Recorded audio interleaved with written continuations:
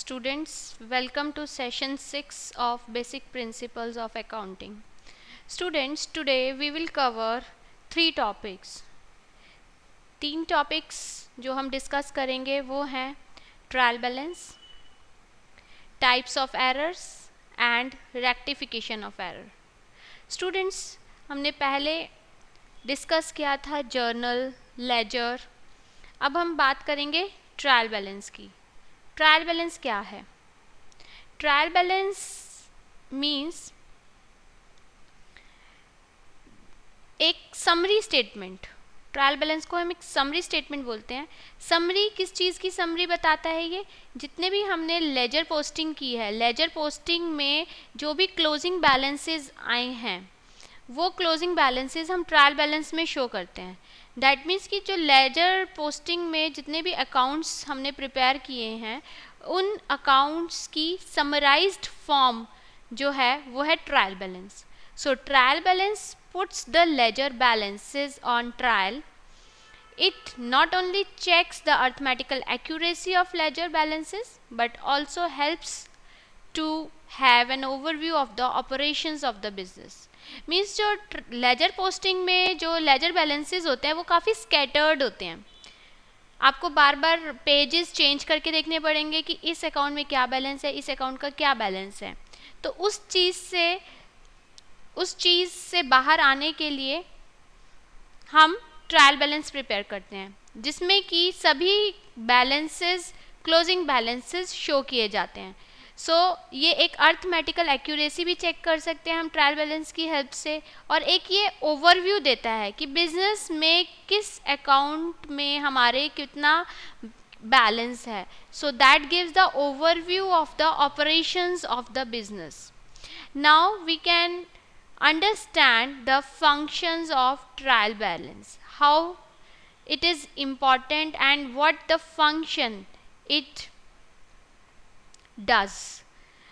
To trial balance, it acts as a device to check the arithmetical accuracy of the accounting process culminating in the ledger accounts. ledger account के जितने भी balances हैं वो सभी trial balance में show किए जाते हैं, और trial balance में जो डेबिट है, डेबिट साइड और क्रेडिट साइड दोनों साइड शो होती है. जिस अकाउंट का जो बैलेंस होता है वो उसी साइड पे शो किया जाता है. डेबिट साइड बैलेंस है तो डेबिट साइड ट्रायल बैलेंस की डेबिट साइड पे शो किया जाएगा, और अगर क्रेडिट बैलेंस है तो क्रेडिट साइड शो किया जाएगा. तो इससे क्या है कि हम अर्थमेटिकल एक्यूरेसी को चेक कर सकते हैं.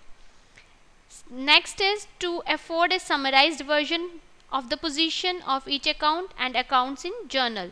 जैसा कि हमने पहले डिस्कस किया, ये एक समराइज्ड वर्जन है because it is the summary of all the ledger accounts, and it also acts as a starting point for the preparation of final accounts, the profit and loss account and the balance sheet.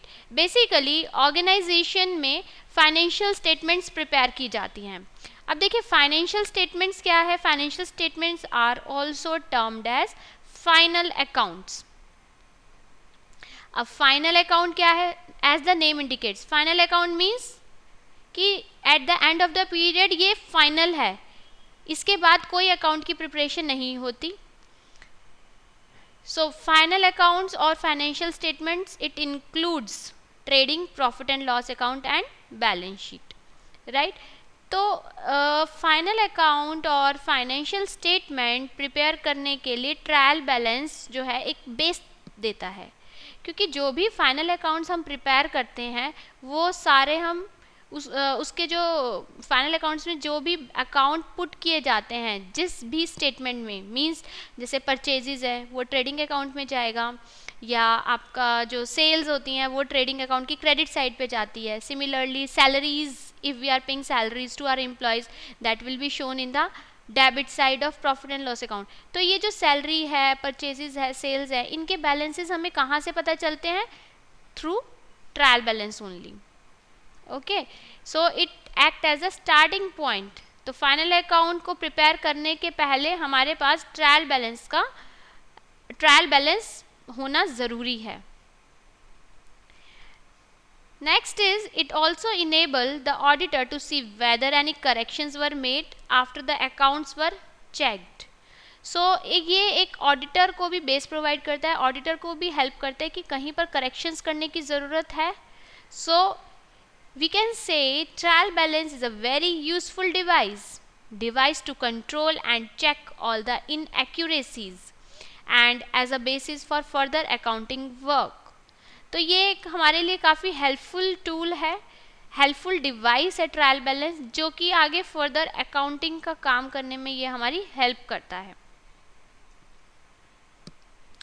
Now trial balance prepare करने के लिए हमें laser balances के accounts की ज़रूरत होती है. Laser balances की बेसिकली लेजर पोस्टिंग में जो हमने अकाउंट्स प्रिपेयर किए हैं उन बैलेंसेस की ज़रूरत पड़ती है.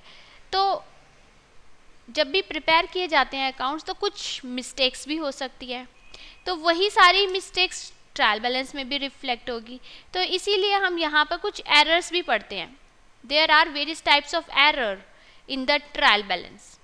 सो types of errors, it can be divided into 5. Basically broad category is 2, in which we include principal error, as you can see, errors of principles and clerical errors. उसके बाद clerical errors को भी हम further 3 parts में divide करते हैं. that is error of omission, error of commission and compensating errors. तो ये है हमारे पास टाइप्स ऑफ एरर. अब देखेंगे इनकी डिटेल. अब देखिए प्रिंसिपल एरर क्या है. अब हमने अकाउंटिंग प्रिंसिपल फर्स्ट सेशन में पढ़े थे, अकाउंटिंग प्रिंसिपल्स, कन्वेंशंस और अकाउंटिंग कॉन्सेप्ट्स.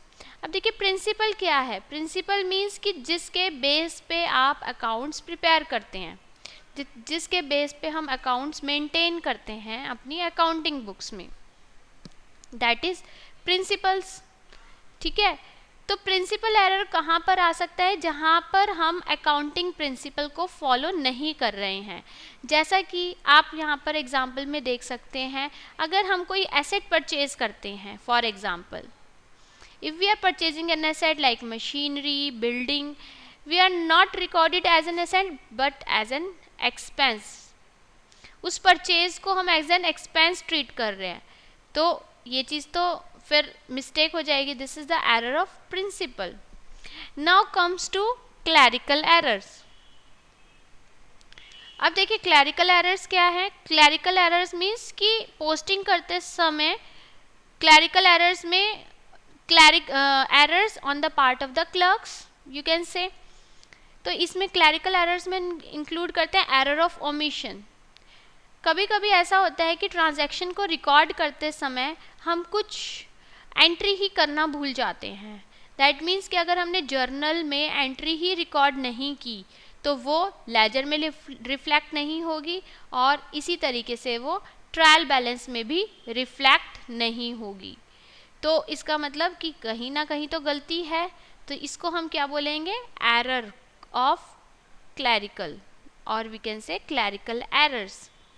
इसके बाद बात करते हैं हम एरर ऑफ कमीशन की. Error of commission is what, while making an entry the wrong amount is written either in the subsidiary book or in the ledger or the entry is made on the wrong side. हमने amount ही गलत डाल दिया, 4000 की जगह 2000 से entry कर दी दोनों side. Trial balance तो मैच करेगा लेकिन कमीशन का एरर वहाँ पे प्रेजेंट होगा. ठीक है. तो इसको हम बोलेंगे error of commission when we enter some wrong amount. Subsidiary book में या लेजर में कहीं पर भी या फिर जर्नल में कहीं पर भी हम रॉन्ग अमाउंट एंटर करते हैं तो वहाँ पर हमें फेस करना पड़ता है एरर ऑफ कमीशन. इसके बाद बात करते हैं हम कॉम्पनसेटिंग एरर्स की. कंपनसेट मतलब एक लिटरल सेंस में बात करें कि कैंसिल हो जाता है. इस टाइप का कोई एरर कमिट होता है जिससे कि कैंसिलेशन हो जाती है और एरर का जो रिजल्ट है और मतलब जो रिफ्लेक्ट होना चाहिए एरर वो रिफ्लेक्ट नहीं होता, नलीफाई हो जाता है उसका इफेक्ट. तो compensating error means if the effect of errors committed cancel out the error will be called as compensating error. Now, क्या इन एरर को हम ठीक कर सकते हैं? Yes student, well, can you tell me कि क्या हम इन एरर को ठीक कर सकते हैं? Yes, we can rectify errors also. अगर कोई मैनुअल लेवल पे मिस्टेक हुई है तो उसको ठीक भी की जा सकती है. So next our topic is rectification of error. Rectify करना means उसको ठीक करना, right? So rectification of error. अब यहाँ पर हम 3 तरीके से रेक्टिफाई कर सकते हैं अपनी गलतियों को. आफ्टर द ट्रायल बैलेंस बनाने के बाद लेकिन फाइनल अकाउंट्स बनाने से पहले. सेकंड है ट्रायल बैलेंस बनाने से पहले. और थर्ड है फाइनल अकाउंट्स प्रिपेयर करने के बाद. चलिए अब देखते हैं.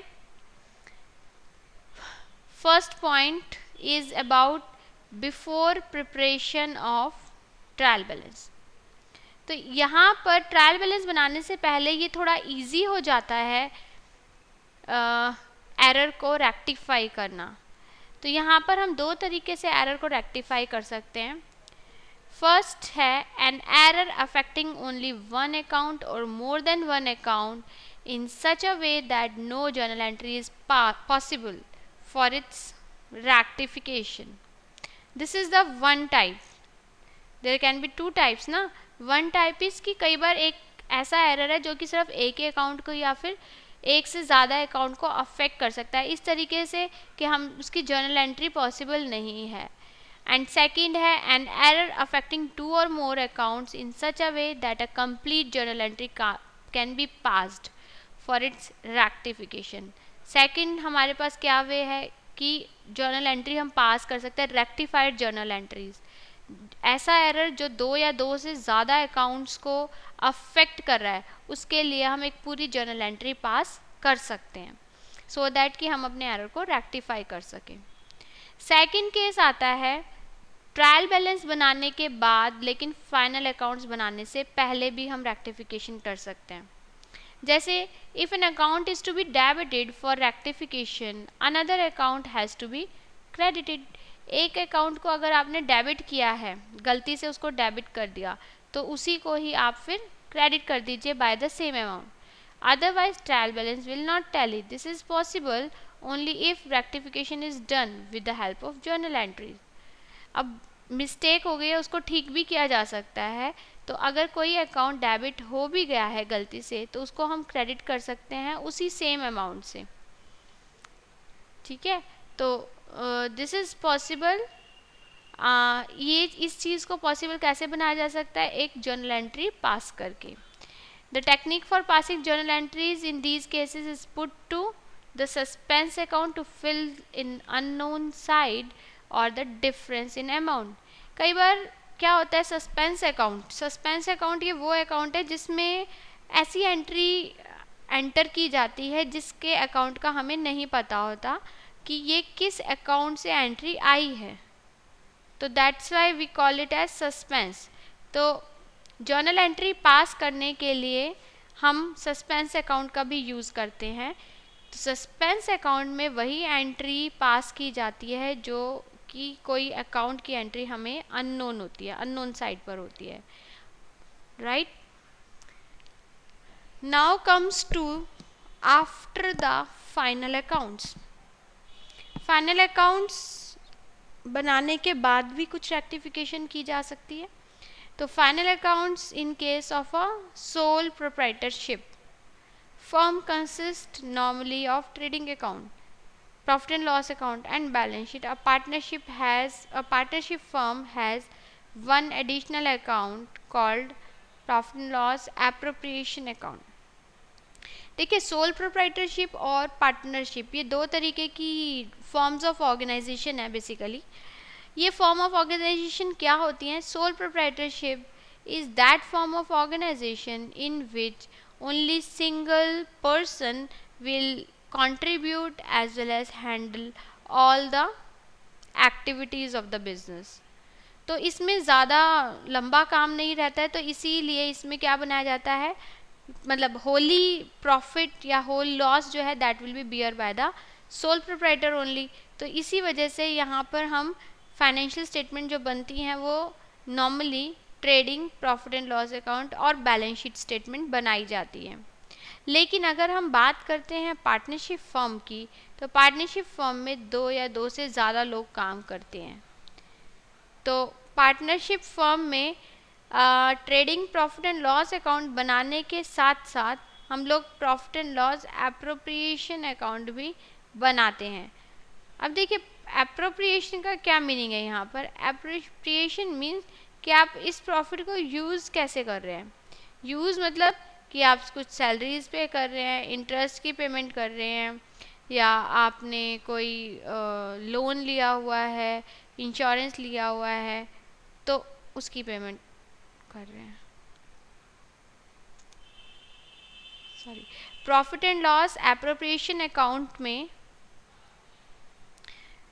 प्रॉफिट को कैसे यूटिलाइज कर रहे हैं। यूटिलाइज मीन्स कि डिविडेंड शेयर होल्डर्स को डिविडेंड देने में यूज़ किया जा रहा है। जैसे हम डिविडेंड इक्वलाइजेशन फंड में ट्रांसफ़र करते हैं हम अपना अमाउंट, तो वो ट्रांसफ़र किया जाता है। या कोई जनरल रिज़र्व क्रिएट कर रहे हैं तो जनरल रिज़र्व में डाला जाता है amount. Basically profit and loss account से हमारे पास जो प्रॉफिट आता है, that profit is after deducting salaries, rent, interest on loan, right? And after that, that profit will be distributed among shareholders or the partners of the firm basically. तो वो partners के बीच में distribute होता है, तो उसके लिए हम P&L appropriation account बनाते हैं. So corporate entity prepares only 2 statements, final accounts and profit and loss account, and in final accounts it prepare profit and loss account and balance sheet. So here we end up with trial balance concept. There are 2 questions for you people. First you have to explain trial balance. Trial balance क्या होता है, features क्या है इसके, आपको ये बताना, functions क्या है, ये चीज़ बतानी होगी। और दूसरा आता है हमारा शॉर्ट नोट। आपको शॉर्ट नोट देना है। You have to write a short note on compensating errors and error of commission.